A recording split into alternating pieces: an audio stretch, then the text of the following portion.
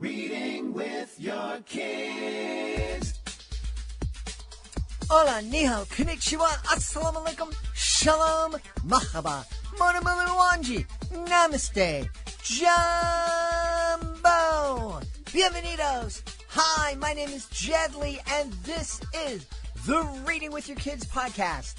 We are coming to you from the beautiful neighborhood of Reedville in the southwest corner of Boston, Massachusetts.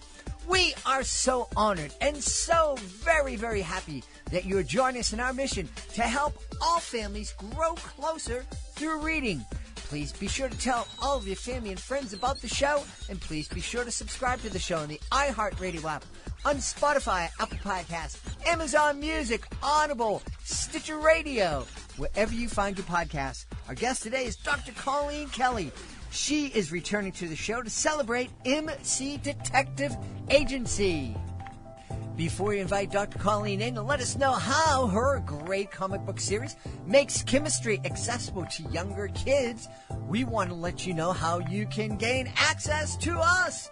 We're all over the place. We would love for you to connect with us on social media, facebook.com/readingwithyourkids, at Reading With Your Kids on Instagram and TikTok. It's at Jedley Magic on Twitter.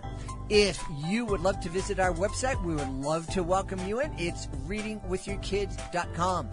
You can use the contact button at the top of the page to send us a message. Let us know what we're doing well. Let us know what we could be doing better. Let us know who you would like to hear on a future episode of the show. And we would be really, really happy if you would sign up for our free online Reading With Your Kids magazine.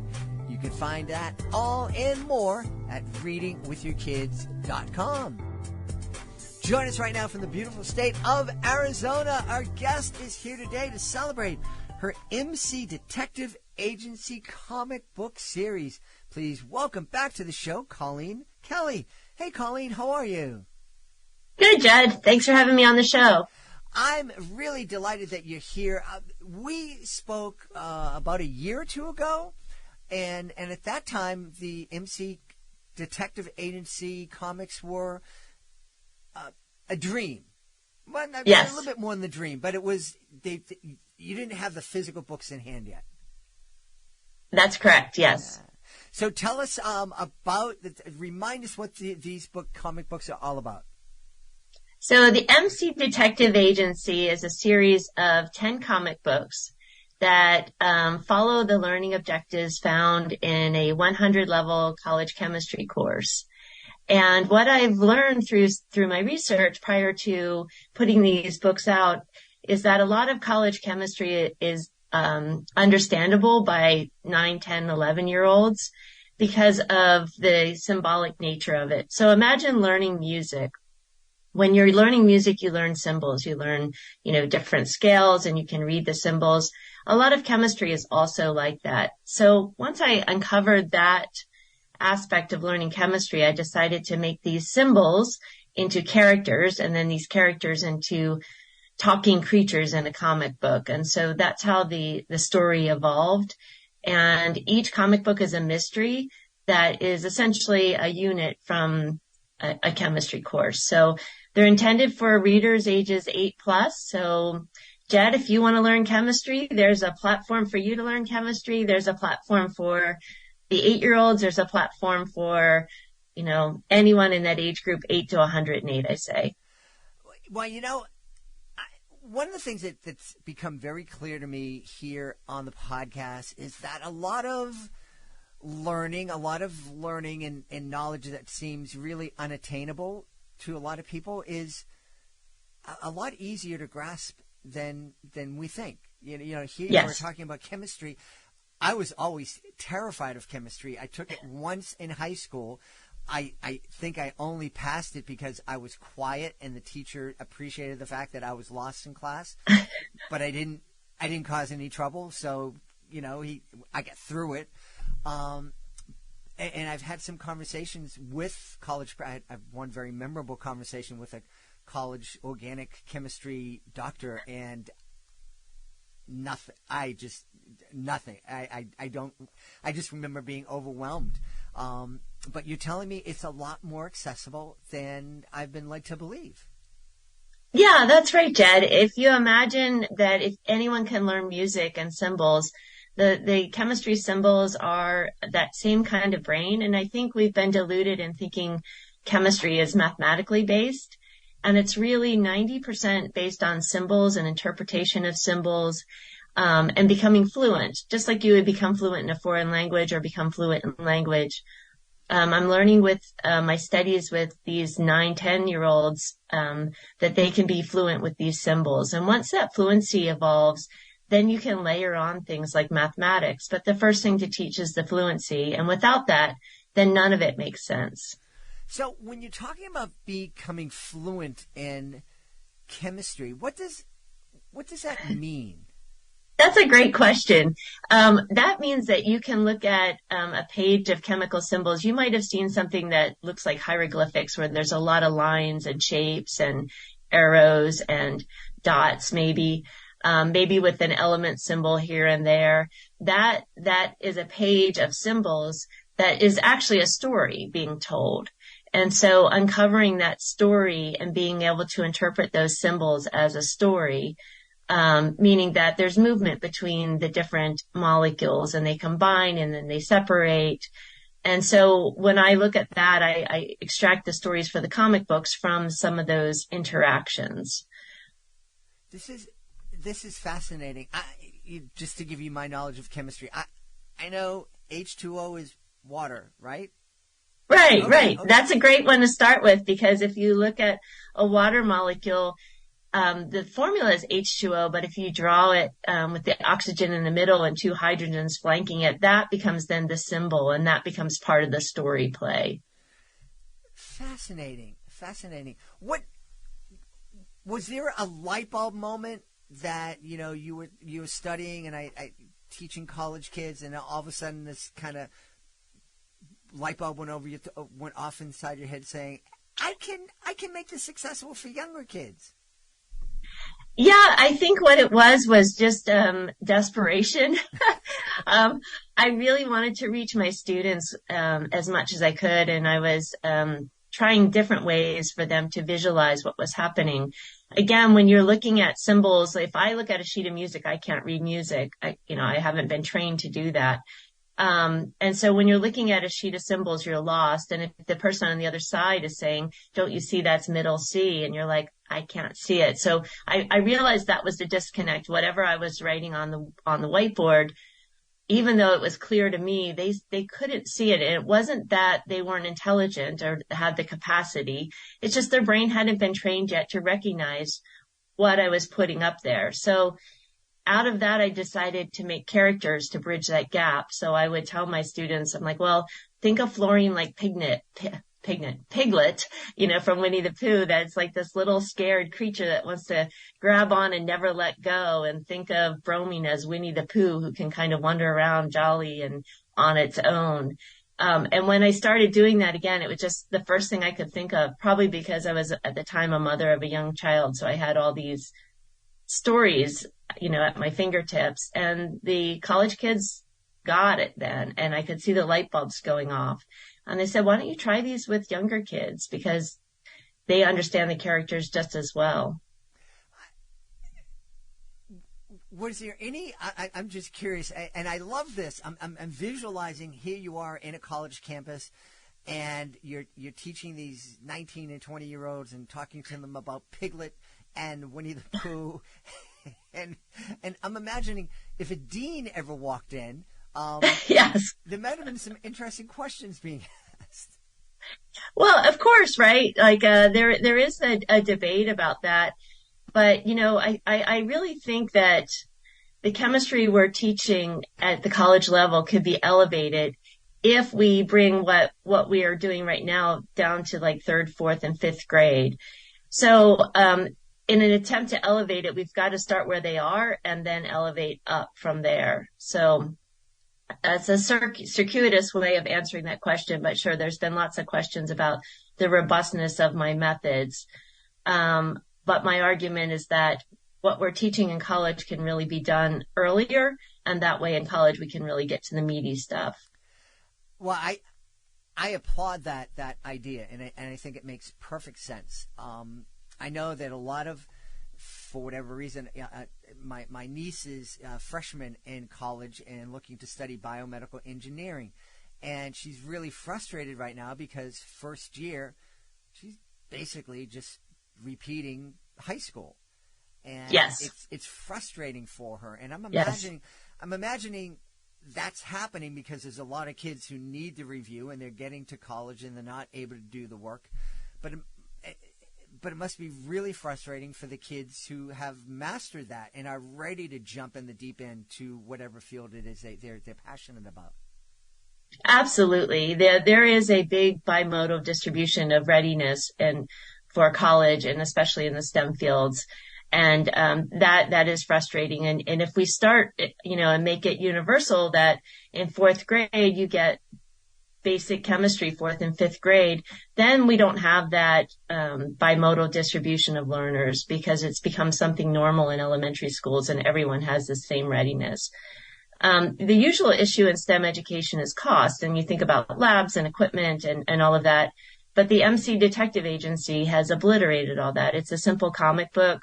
There's activities and worksheets, and there's reading guides, and there's games, and there's puzzles. There's all kinds of fun stuff, but the cost is kept low, and it makes it accessible to anyone. The books can be library books, so you don't even need an electronic platform to access any of the learning.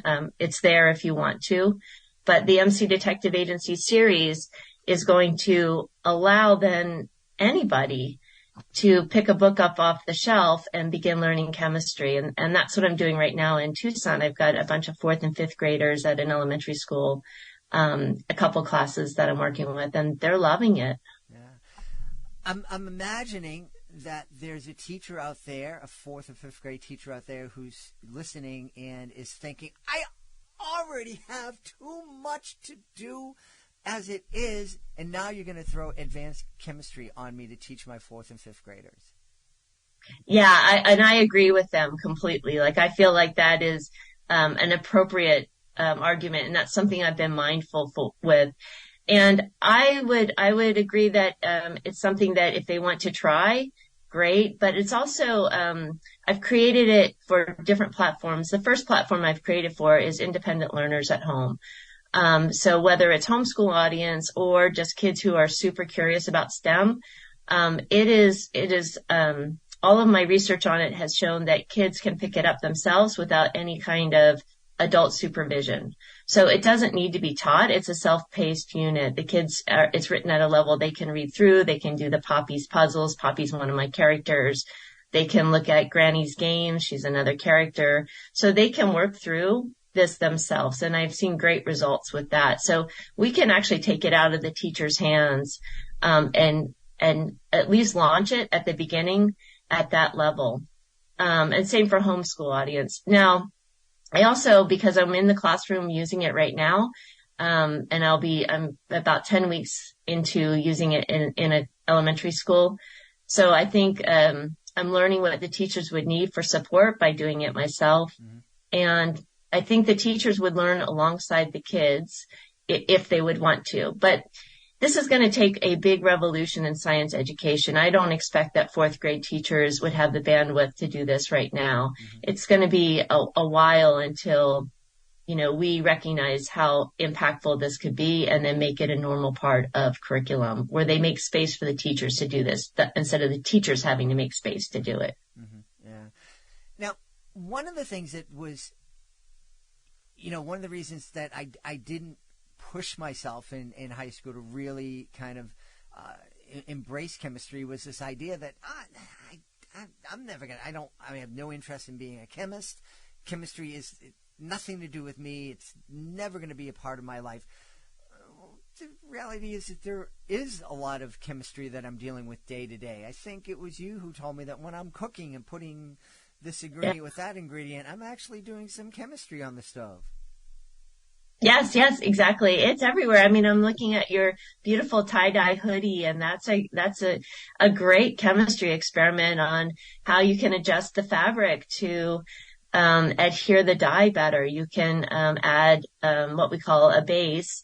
There's acids and bases. You can add a base to a cotton and make it more sticky for dye, so the dye adheres better. So there's all kinds of fun things that you can learn. My son's a fashion designer, and for his fabrics, he's looking at altering them with some chemistry modifications to give them different properties. So it's not, what I want to promote is that chemistry is not about a laboratory, it's about the world. And that would make a huge difference, I think, if we got chemistry out of the lab and helped us realize that this is part of the world that we all live in. Right. Yeah. It's exciting that there are these kids in Tucson that you're working with and that they seem to be loving it. What about their parents? Are their parents kind of coming up to you going, new math is hard enough. I don't know if I can help with these things. Well, the stories are such that there's nothing new. It's really just a story. So, for example, we're reading about the Radium Girls, and the Radium Girls were a group of young women in 1920s, early 20s in Orange, New Jersey, who were painting watch dials with radium paint so that they would glow in the dark. So we're learning about elements through that story. So the parents are learning a lot of history if they don't know that story. It's a true story. So the characters, Poppi and Ray, have to go back in time to 1921, and they bring their reader. So they say, reader, come along with us. So there's that interaction and engagement back to 1921. And they have to explain to the Radium Girls why it's dangerous and why they shouldn't do that. And they have to uncover the mystery of that whole thing. So I think the parents are seeing a very accessible platform. They're not being bombarded with chemical equations. They're looking at the Radium Girls and saying, wow, that's a really great story, and Hollywood made a movie about it, and there's a great Broadway play about it. And so I'm platforming, that's not a verb, but my platform are very normal experiences, so that it's not, there's no barrier to entry. Mm-hmm. Mm-hmm. I love this. I love this. Now, how did you get from when you were on the show before, it was more than the dream, but it hadn't come together yet. What was that like? What happened that allowed you to make this dream into a reality? Well, I was very blessed to be partnered with You at Learning, and they're my publisher.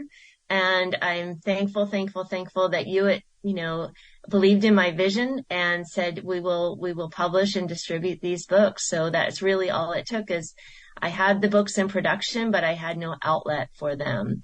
And so now they have an ISBN number and a website, and we're selling books, and we've got 2 right now for sale. 3 and 4 will be out by the end of the year. So we're trickling them out, as they're being produced. So that has made all the difference. Yeah. And as you look back, are you really surprised that here you are, this chemistry professor, and now you're also a kid's book author? Was that a surprise to you when it actually happened? Yeah, I'm still tickled about it. On the one hand, Jed, I feel like I've always been a children's book author from just my standpoint in life. I think this it's so authentic to me. These stories are authentic. I've been telling them for 25 years in the classroom. So all of that has been part of me, but to actually have the books and to hold the books, there's some special moments in an author's life, right? And the first time is when you open a box of books that you created. The second really great moment is when the kids were reading them, and we're reading them in the classroom, and they read them in pairs, and the bell rang, and they're like, one more page, please. And, their science teacher is there to kind of help me a little bit with classroom management. And Mr. Roberts like, Dr. Kelley said it's time to go. One more page. So I know that they love it. And one little guy came up to me and grabbed my arm. He's like, where can I get these? I want to read them all. So these are great moments for an author. And that, I think this is where I'm like finally realizing my dream is coming true, that I can get these stories out to the world. They're being enjoyed, embraced, and effective. Yeah. Well, I can't grab you by the arm because we're speaking through Zoom, but I want to know, where can we get these? I want to read them all. Yeah, so our website for ordering them is just mcdetectiveagency.org. So mcdetectiveagency.org, and there are the books available. There's activity books that include games and puzzles and recipes for the kitchen that are related to the book. And then there's a reading guide, and there's also there's going to be some card games, Ionic Ooze, there's Atomic Bingo, there's Periodic Table Twister. So there's all kinds of fun stuff available at that site. I think this is fantastic. And we talk about the fact that if you read with your kids when they're 0 to 5 years old, and you read with them every single day, when they get to school, they're going to have heard 800,000 more words than their peers that hadn't been read to. And that's a wonderful foundation for a kid to start learning with. I think that this also is another way to give your kids that wonderful foundation to, help introduce them to chemistry and also excite them about the STEM fields and letting them know at a really young age that, yeah, you can learn these subjects, that they're not something that's not achievable. And so I really thank you for creating this, and I really want to urge parents to check it out. It could make a real big difference in your kid's life. Yeah, and I think you make a good point. One thing I've observed with the children, when they're paired, they each pick a character and read together, and they love doing that. And maybe I put them in a group of 4 and they still pick a character. So with reading with your kids, you could pick a character, your child could pick a character, and it's fun to go back and forth on the comic book panels. And it's like a script. So it becomes a script with a lot of an image-rich script, if you think of it that way. Yeah. Just imagine you could act out the whole play in your kitchen. That's kind of the dream, Jed. I want to do that with the 4th graders, and I'm talking about doing some summer camps where we're doing that. So, to be announced, but it looks like we're going to have some summer camps where the kids are taking the comics and acting them out as a theatrical performance. I look forward to you coming back to telling us all about that. In the meantime, we want to encourage everybody to check out the MC Detective Agency comic book series created by our guest, Colleen Kelley, Dr. Colleen Kelley.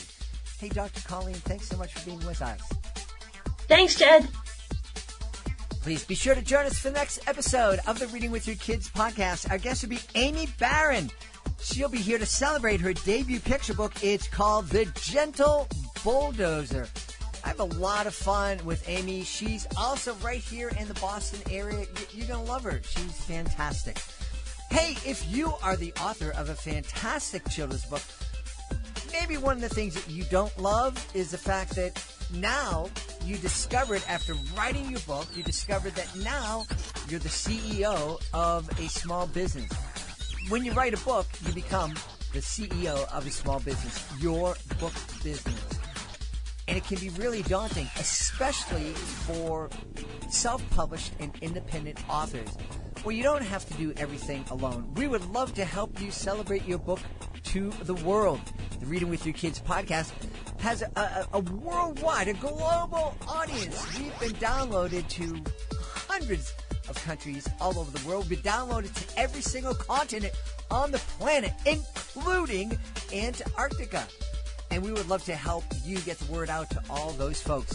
You can be a guest here on the show. You can submit your book to our Certified Great Read panel. You can take part in our monthly promotion program. And you can learn all about that by going to readingwithyourkids.com and clicking on the Authors Click Here button at the top of the page. I want to thank the folks who made today's show so wonderful. Of course, we want to start by thanking our guest, Dr. Colleen Kelley. Please be sure to check out her MC Detective Agency comic book series. Also want to thank my team, Fatima Khan, Rory Grady, Mirabella Q, Jordan Saley, Skylar Strauss, Stephanie Davila. I want to thank my beautiful wife for all the support she gives me. Most of all, we all want to thank you. Thank you so much for taking the time to join us today, and as always, thank you so very much for taking the time to make the world a better place by reading with your kids. I'll be looking for you in the next edition of the Reading with Your Kids podcast.